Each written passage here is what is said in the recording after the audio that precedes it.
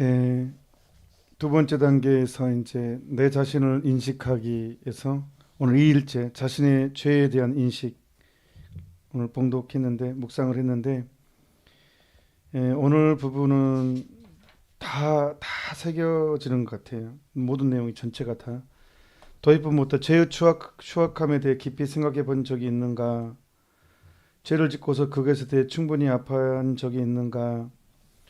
저의 경험을 보면 제가 이렇게 청년 시절에 어떤 이제 죄를 짓는데 사람은 그냥 반성은 하는데 깊이 있게는 들어가지 않는 것 같아요. 그냥 그래 내가 잘못했어. 나 죄를 지었어.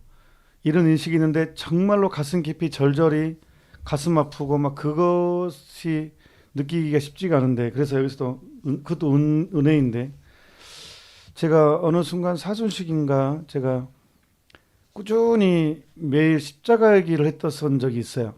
이제 성당에 아무도 없는 시간에 혼자 이제 매일 작게 소리를 내서 십자가의 길을 매일 했었는데 어느 날 한 며칠 지나고 한 일주일을 했나 순간 한 몇 초 정도 중간 정도 하는데 순간 마음속 깊은 데서부터 정말로 내가 죄에 대한 인식, 정말 내가 죄를 지었구나, 정말로 하느님을 아프게 했구나라는 그게 그 어떻게 막 가슴이 아프게 올라오는 때가 있더라고요.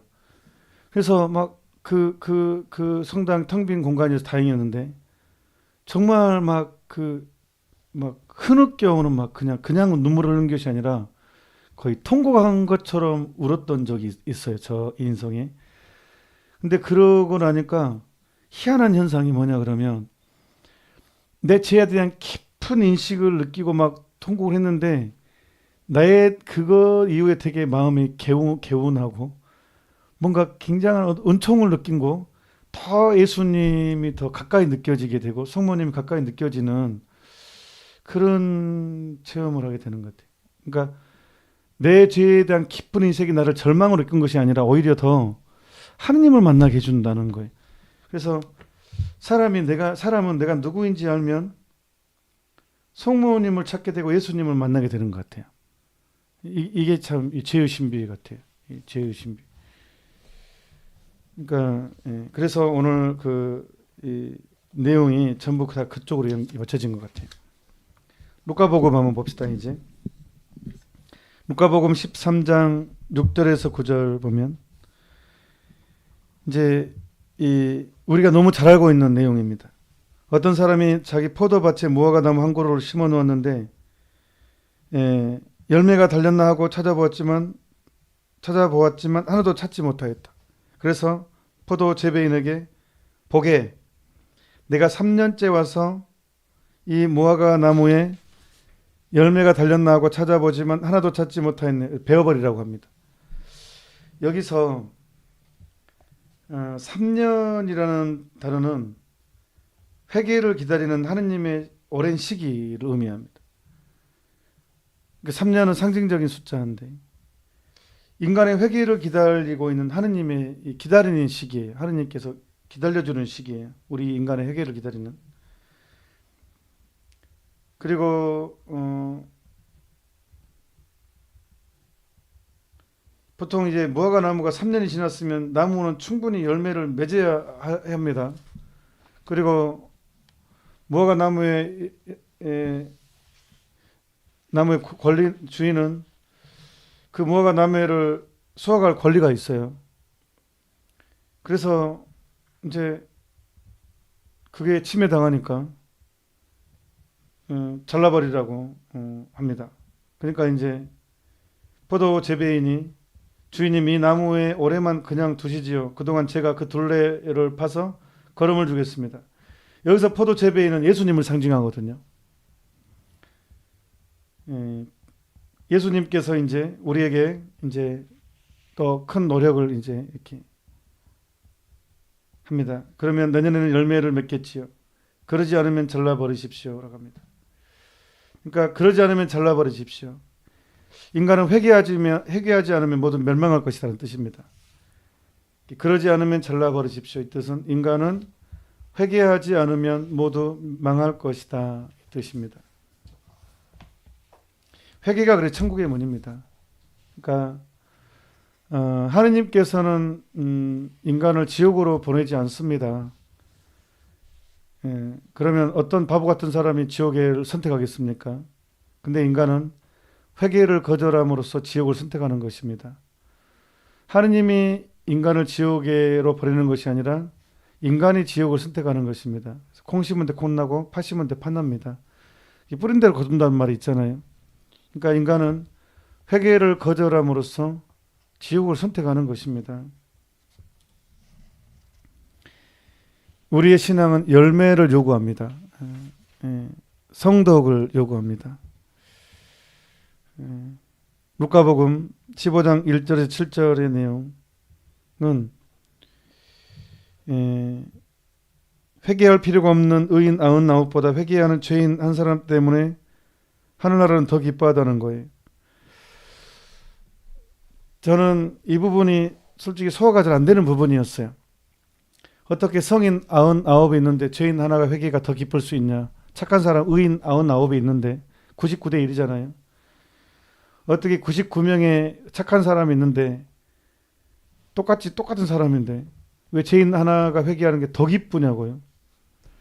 그냥 기뻐할 것이다. 더 기쁜 거예요. 이것은 무슨 뜻이냐면 나보다 더 나를 사랑하신 하나님. 이거 하느님의 구원 의지예요. 그러니까 하느님의 구원 의지가 얼마나 강력한 건지에 대한 의미고, 그리고 이것은 하느님께서는 나만 포기하지 않으면 하느님은 절대 나를 포기하지 않는다는 뜻이에요. 그러니까 회개할 필요가 없는 의인 99보다 회개하는 죄인 하나 한 사람 때문에 더 기뻐할 것이다. 이 뜻은 그렇습니다. 이제 정리하자면 이거는 강력한 하느님의 구원 의지, 나보다 더 나를 사랑하시는 하느님의 구원 의지의 표현이고, 또한 이것은 나만 스스로 절망하고 포기하지 않으면 하느님은 절대 나를 포기하지 않는다라는 것. 그러니까 절대 포기해서는 안 된다는 거예요. 그 뜻이 이제 오늘 루카복음 15장 1절에서 7절의 내용입니다. 그리고 로마서 7장 14절에서 25절은 너무너무 위로가 되는 내용입니다. 죄인은 우리한테. 이 로마서는 사도 바오로 글이죠. 사도 바오로가 정말 겸손하게 실제적인 우리의 영적인 모습을 실제적으로 자기 고백을 해요. 자기 경험과 함께. 그러니까 핵심은 정말 나는 비참한 인간입니다. 누가 이 비참에서 나를 구해줄 것입니까? 해야 되겠다는 건 하지 않고 하지 말아야 되겠다는 거 하고, 그러니까 내가 좋은 일을 하려고 하면 꼭 악이 내 안에 있어서 꼭 그 또 나를 망치고, 그런 이 현실에 이 내 비참함, 그리고 내 안에서 이루어지는 아주 치열한 영적인 투쟁과 싸움이 항상 존재한다는 거 내용입니다. 오늘 로마서 7장은.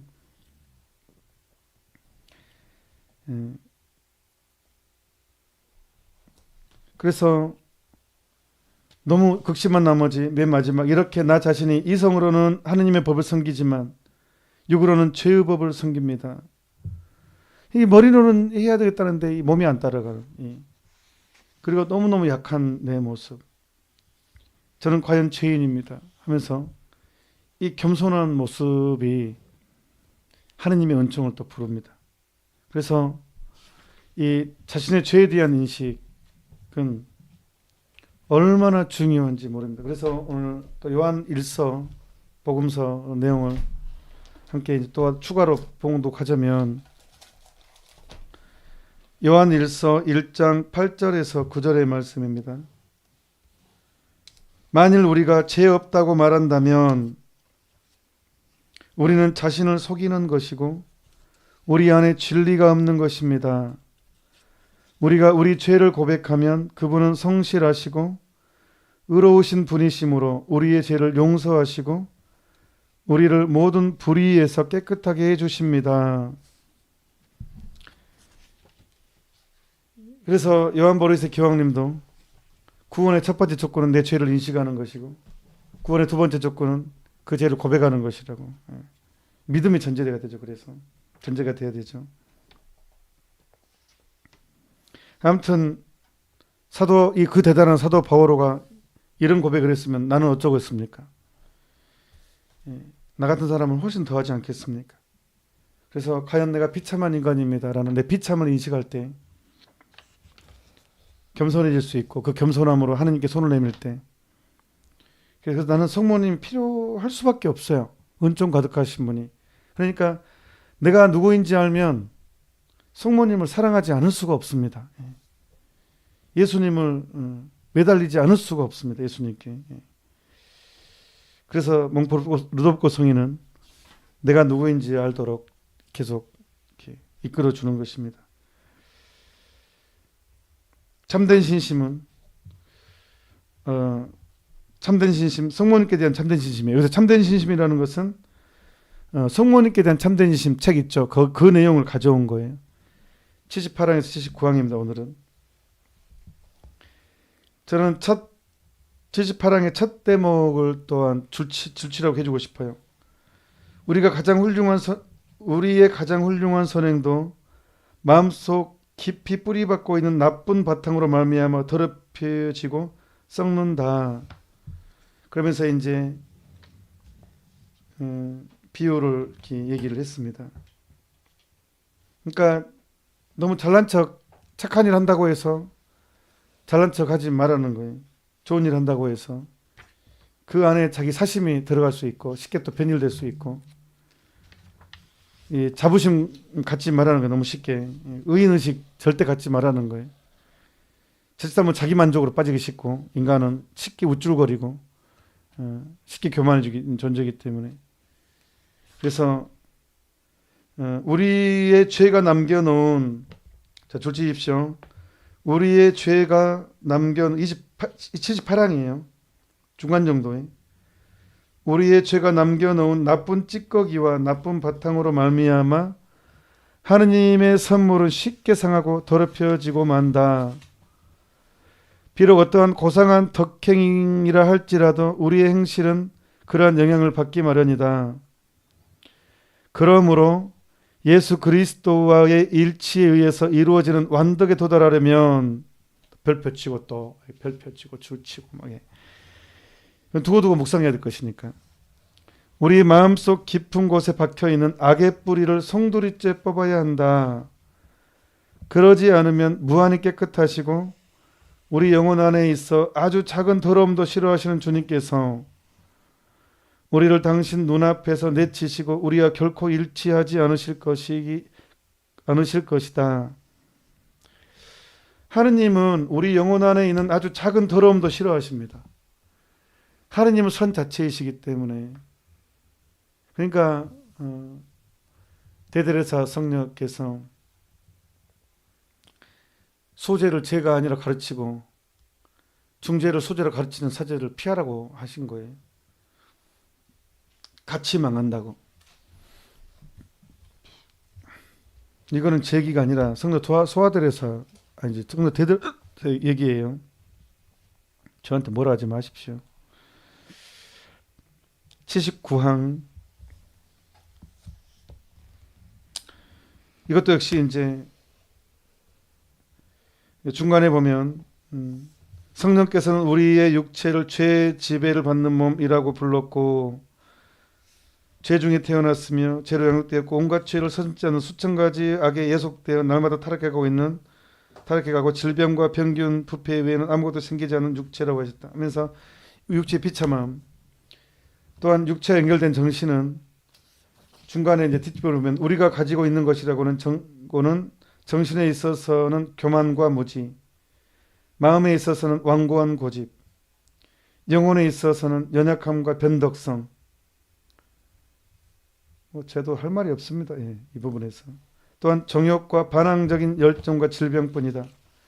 우리는 본성적으로 공작새보다 더 교만하고 두꺼비보다 더 야비하고 아첨을 부리며 염소보다 더 비열하고 수치스러우며 뱀보다 시기심이 강하고 돼지보다 더 개걸스럽게 탐욕이 많으며 호랑이보다 더 화를 잘 내고 거북이보다 더 게으르며 갈대보다 더 약하고 바람개비보다 더 변덕스럽다. 우리가 누구를 얘기할 것이 아니에요. 사실은 나만 보면 돼요. 나만, 우리만, 개인적으로. 우리는 허무와 죄 외에는 아무것도 가진 것이 없고 하느님의 분노와 영원한 지옥밖에는 받을 가치가 없는 존재들이다.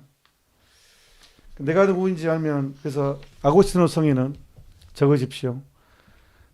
내가 누구인지 알면 겸손해진다고 했습니다. 사람은. 겸손은 내가 누구인지 아는 것. 사람은 내가 누구인지 알면 겸손해집니다. 그래서 제발, 소크라테스도 너 자신을 알라고 했잖아요. 그러니까 내 자신을 아는 것도 엄청난 은총인 것 같아요. 내가 내 자신을 알고 아는 것도, 내 자신을 모르니까 위선자가 되는 거잖아요. 그래서 오늘 확실하게 자신 죄에 대한 인식을 하도록 초대합니다. 이것은 우리를 절망으로 이끈 것이 아니라 희망으로 이끕니다. 오히려 또 그래서 준주성범 제자에는 이제 주님, 저를 거슬러 저의 불의함을 고하며 저의 약점을 당신께 말씀드리고자 하나이다. 겸손한 고백. 이게 이제 용서와 성령의 은총을 누리는 길이잖아요.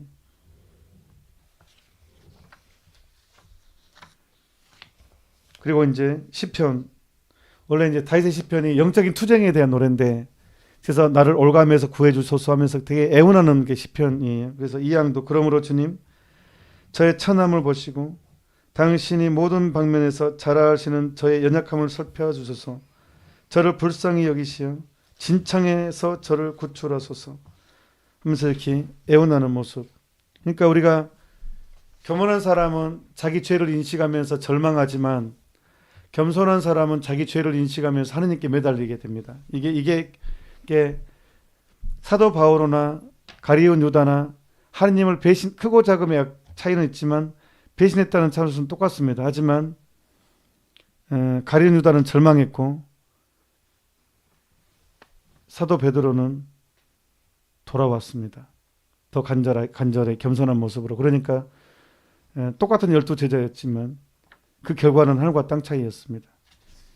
그러니까 결국은 내 죄에 대한 인식과 겸손이 또 큰 은총을 불러오는 것 같아요. 그래서 어떤 수녀님의 시, 내가 누구인지 아는 슬픔이 사실은 이렇게 큰 축복이라는 것을, 자, 내가 누구인지 아는 슬픔이 사실은 이렇게 큰 축복이라는 것을 예수 그리스도 때문에 이렇게 가능합니다.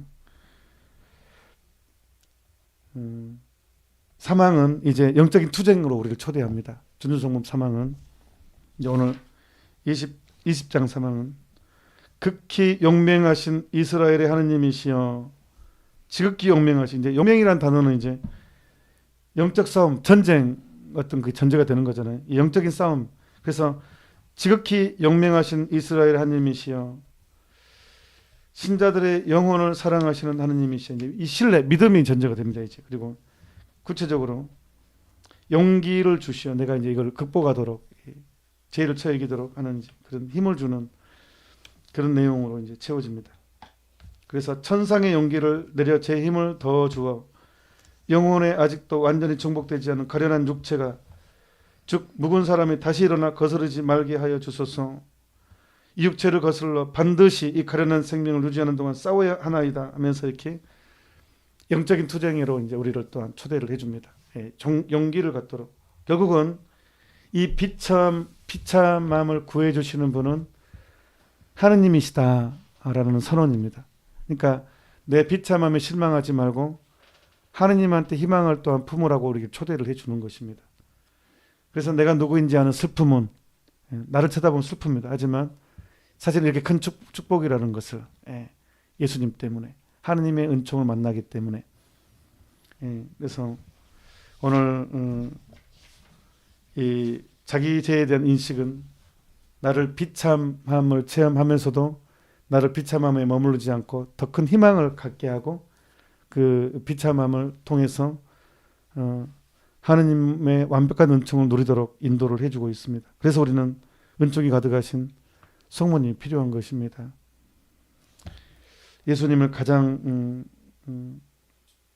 예수님처럼 되게 해주시는 분이기 때문에 그렇습니다. 오늘은 여기까지 하도록 합시다. 하여튼 내일도 시간이 있으니까 또 이거 한 번씩 더 읽어봤으면 좋겠어요. 너무 내용이 너무 이 진짜 나를 겸손하게 해주는 내용이어서 한 번씩 더 읽어봤으면 좋겠습니다.